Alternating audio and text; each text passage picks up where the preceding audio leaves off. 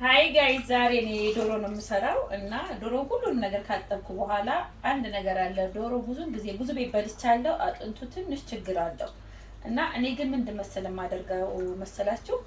ዶሮውን አጥንቱን ምን ጊዜ መጨረሻ ላይ እንደዛ አድርገዋለሁ። ኦኬ እሱን የማደርገው ለምን ይመስላችኋል? አጥበዋለሁ። ኦኬ በጣም አሸዋለሁ አጥንቱን እንደዛ አድርጌ። ዶሮውን በምበላበት ጊዜ አጥንቱ ሎሚ ነው የሚለኝ። ኦኬ ግን ይታጠባል።